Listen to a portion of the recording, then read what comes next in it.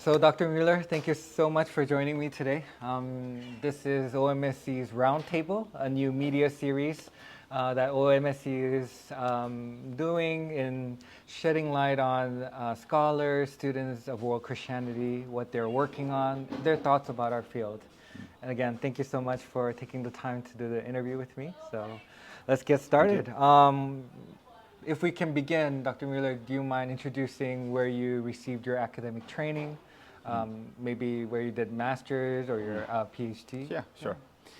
Yes, I started with my basic undergraduate at the University of Pretoria in South Africa. I'm a South African. And then I went on to do a master's of the THM at Columbia Theological Seminary in Georgia, Decatur, Georgia. Yeah. And then a short while later, I did my PhD at Princeton Theological Seminary.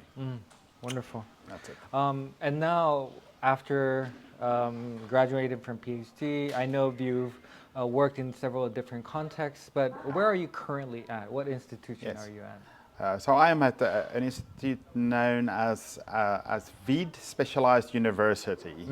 And maybe I should just say VEED stands for VID, and that in turn stands for Wetenschappelijk International Diaconal, so scientific, international, diaconal.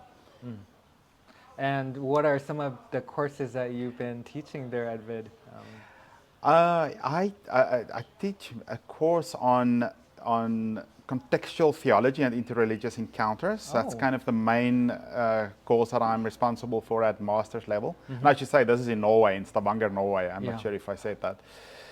And then I also teach various courses at the PhD level, PhD seminar type courses around text and interpretation, for example. And when I go back now next week, I'll be taking part in a course on how to write a monograph. Oh, wow. That's a PhD, a new PhD seminar. That's quite popular that we're launching with a colleague. Wonderful. Yeah. Wonderful.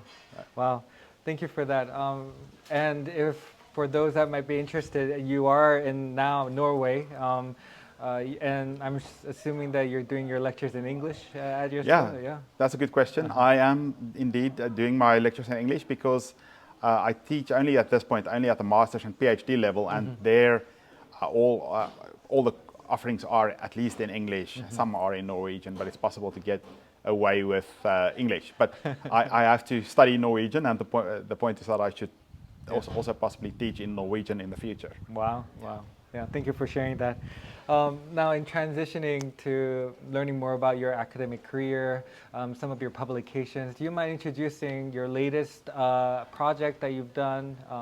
I know, in fact, because I know you personally, your latest monograph as well. Do you mind saying a couple words about your latest project? Yeah. So this is a book called The Scots Afrikaners, and it deals with politics of identity in the kind of missionary movement of the Dutch Reformed Church in South Africa.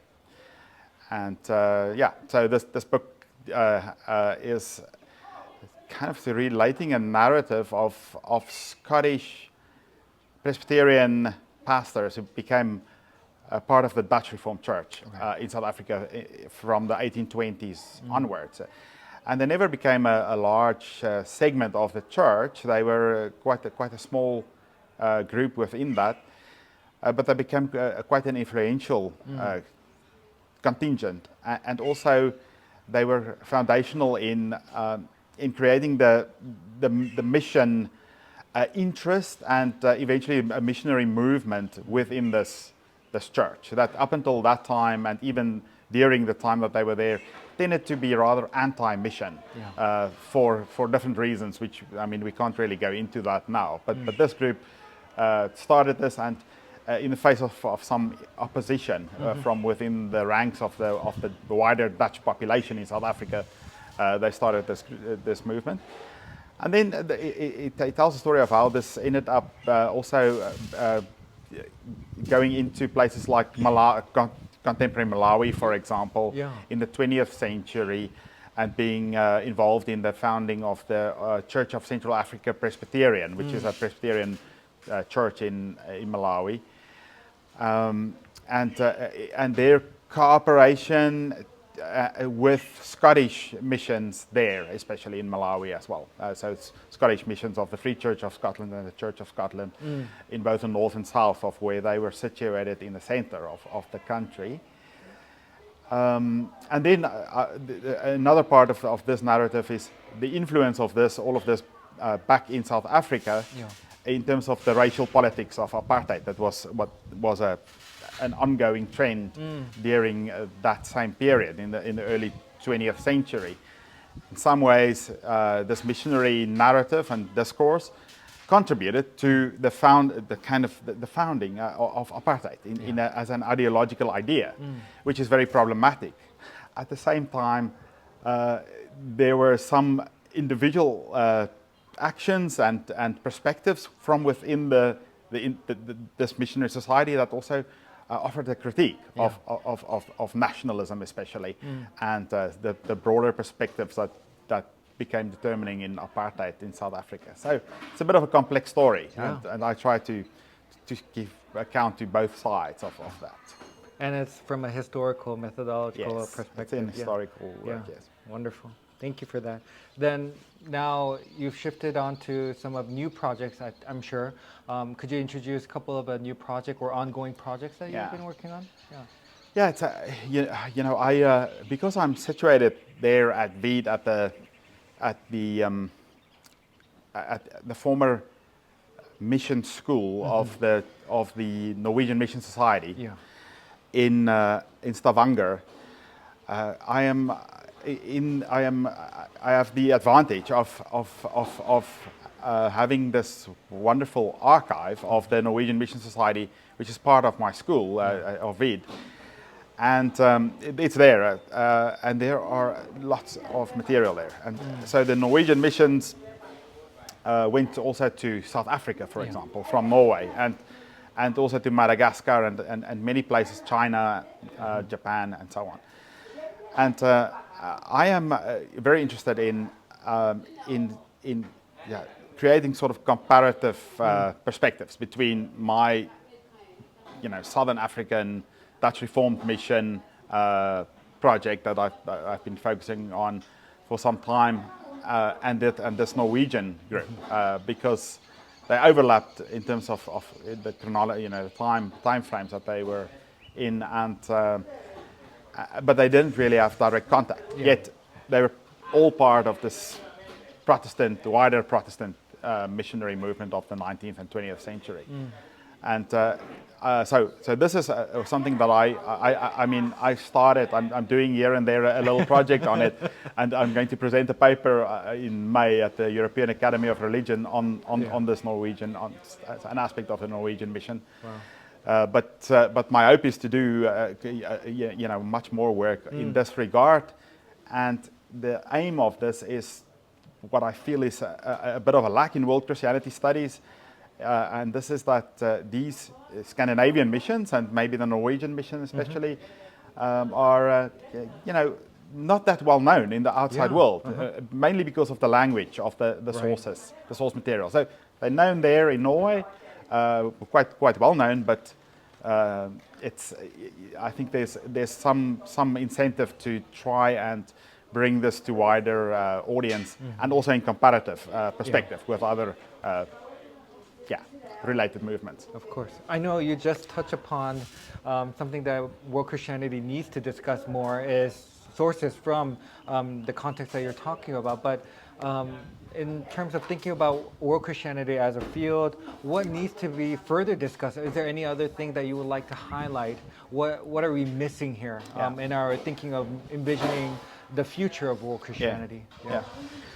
Well, so this is part of what I wanted to discuss with you, this issue of of basically the languages that are underrepresented and the archives that are perhaps less known to the mainly Anglophone world that kind of tends to be the home of world Christianity studies to a large extent. So I feel this is where things will go in the future to a large extent. Another area of interest for me is, of course, theology and how theology could and should play a much greater role also in the world Christianity discussion. Yeah. And this is not really a new thing. It's been happening. It's already happening to a degree, but I think it's important to build this out quite a bit more at theological seminaries and beyond the usual suspects like PTS or say, and we're trying to establish a center of world Christianity studies at VIT, for example. Oh wow! So, yeah. Wonderful. So I think I feel that's a big challenge, is to really bring theologians on board to a degree that they kind of started to get on board, but not that much yet. Right. So what I'm hearing is embracing more of new methodologies, even embracing theology in that sense, including others in this dialogue, discourse of world Christianity. Yeah. Now for kind of my last question for you today in our conversation is, for those students, researchers that might be interested in studying world Christianity and researching about world Christianity, any kind of advice you would like to give them as somebody who's already been in the field for some time? Yeah. Well, I would say it's still a great opportunity to get into this field, and I find that there's a lot of interest once the idea and the basic presuppositions that we're working with in world Christianity studies, once this becomes introduced to people, then they are immediately interested and want to contribute. So basically, this is a field that will grow, and my advice to students who are interested in this is just do it. You find your own angle into this area and help the rest of us to basically fill in more content to what is meant by world Christianity, because I think we started from a point where the field grew out of mission studies, missiology, and so on, history of missions, but that it's increasingly also moving much further afield, and the question is just how to build content but still remain cohesive as a field in some ways. I think that's a bit of a challenge, but many different people from different angles can contribute, and so theological students who are interested in this, or students of Christian history or whatever field they're coming from, could certainly just contribute to this. I don't think there should be any barriers. Well, thank you for that answer. I'm sure it'll be very helpful for those interested in researching more and studying in world Christianity. Now, my final impromptu question that I have, which a question that I didn't ask you in advance, is, could you fill out the rest of this sentence for me? World Christianity is. Now, this can be definitely from your perspective, just on the spot in thinking what world Christianity is, blah, blah, blah. Could you fill out that sentence for me? Yeah. World Christianity is about decentering, and it's about bottom-up approaches to the study of Christianity, whether this is theological, historical, or anthropological, or whatever. And so decentering and bottom-up, I would say, is what's most important if we take all these other perspectives in mind. It has to be either of those two, then we're talking about world Christianity. Of course. Thank you for that answer. I really like that. Important 2 words within our field. And again, thank you so much for your time during the midst of our Ghana conference here, World Christianity Conference here in Ghana. Again, I look forward to more of your work. Thank you so much, Dr. Müller. All right. Thank you. Thank you. Yeah, much appreciated, man.